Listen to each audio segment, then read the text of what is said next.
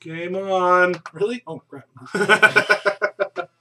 Welcome to the Friday show. Friday! Which is why I have the Hawaiian shirt on, you see. Happy January 20th, 2012. I'm Jeremy. I'm AJ. And these are extraordinary times. So, speaking of the game being afoot, Here it goes. good old President Barry is doing his thing, denying jobs and stuff. Good job. Thanks for making this November easier. I appreciate it. But so you know, as a final nail in that coffin, he's denying the Keystone oil pipeline that would run from Canada all the way down here to Texas to pump oil from Canada to our refineries down here because, well, we got them, and they don't, and they cost lots and lots more money to build than it's worth. So they want to ship oil to us through a pipeline, and Barack is denying it. And they still want to, even with the denial. But they're saying, okay, well, if you won't, then we're just going to pump it over to British Columbia, BC, over on the West Coast, and ship to China. Oh, crap. They want to sell it, and they're giving us first dibs. And apparently they have the largest oil reserve outside of the OPEC countries, which, if you don't know what that is the Organization of Petroleum Exporting Countries, which mostly include places like Venezuela and basically every country in the Middle East that is known for oil. I mean, 90% of all proven reserves outside of OPEC are in Canada. Canada. They're in America's hat. And America's hat is trying to sell it to America, but they won't take it. Well, Barack Obama won't take it. So, and there's people like environmentalists who are saying it's an oil pipeline, lease this up. It's been like, what, 40, 50 years since we've built a pipeline like this. I think the technology has improved a bit.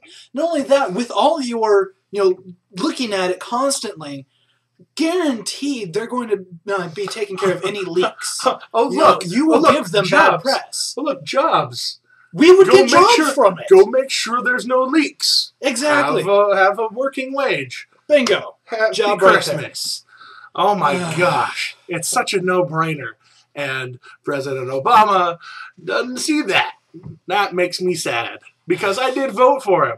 And I had hope. And I wanted change. And he's just a flaming, farting politician.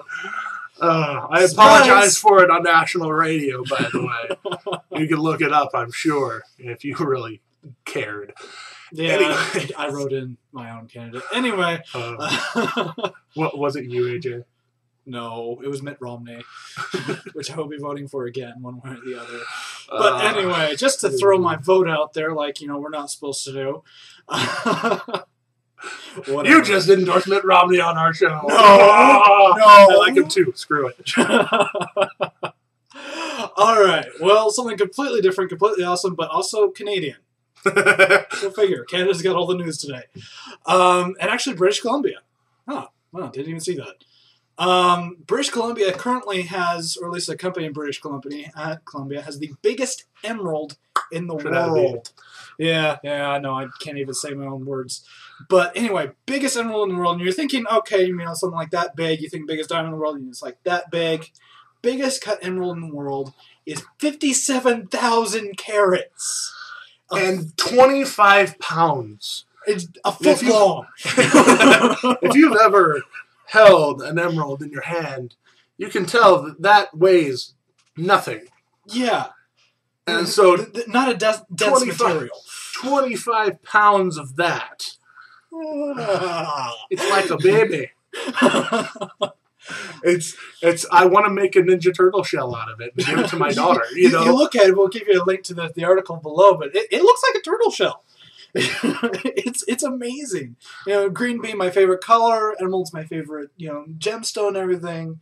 This is just freaking awesome. It's actually currently owned by an auction company who is going to auction it off. Currently got some prospective buyers in Houston, other places. But all buyers have so far quoted it below the worth price, which is, what does it say, $1.15 million. And that's considered to be a very conservative estimate. Yeah. Well, it's being guarded day and night. And it has a name, actually, because, you know, guarding things without names is not awesome. But her name is Teodora, which, if I'm saying it right, in Portuguese means gift of God, which, when you see it, you will understand. This thing is ridiculous. Excuse me again. But, yeah. Speaking of the ridiculous. But awesome! Yes, ridiculous, awesome, all that. So, there was a man in Italy, who was suffering from a heart attack, so I took him to a hospital. He's 71 years old. You know, kind of average day in the medical community, except he did not just have one heart. He had two hearts. And not even just had two hearts. One of them was put in when the other one was working less well than it should have. Good job, Jeremy. English. Number one. We can speak it. Can has speak. It's called heterotopic transplant, where they take the organ that is failing in your heart or in your body and put an organ that is working right up with it and make it do double duty, and it gets the sick one better, hopefully, or just keeps you going. Either way, they want you to live. And this guy had two hearts failing, and they ended up, or one of them was failing, the other one was struggling. They gave him a drug, and it made both of his hearts stop. And then they defibrillated him. Boom. He's actually, you know, both of his hearts are beating. And now he's actually apparently doing well. I actually read into this a little bit more. What I think actually happened here is actually one of the hearts was getting better. Oh, yeah? And what actually happened is it started beating faster and better, which caused a pressure differential that was bad. And so literally the two hearts were fighting each other. So heart attack. Dueling hearts. And then they gave him the medication to slow it down a little bit. It stopped both his hearts. Oh, okay. And then they defibrillated him at the exact same time, both hearts, and they both started going at the same time, same pressure. So, just completely, utterly insane. This entire process. Yeah, crazy. Imagine the doctors going through all this. Just like, okay, we're going to give him this medicine. Should get these two hearts. I still can't believe he has two hearts, but still should get his two hearts to synchronize. And both of them have stopped. Crap!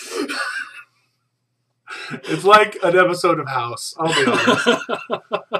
Fox, go watch it. Either way, not paid. Guy's a Time Lord. Doctor Who, watch it. Not paid. Anyway, BBC One. Do it. Go watch it. Awesome show. Send us a check. Love your show. Either way, actually love a lot of your shows. Seriously, yeah. Love them. Good stuff. Anyways, oh man. It is going to be a great night. I hope y'all have a great night. Send us stories, you know where. allthingsextraordinary@gmail.com. And I'll read through it, show them to him, that kind of stuff. You know, see if it works out. Most likely, if you send it to us, though, we'll probably use it. We'll work with it. Or at least email you back and have a good laugh about it. Definitely. Either way, he's Jeremy. That's AJ. And these are extraordinary times. Beware. Oh gosh. I lost the stop button!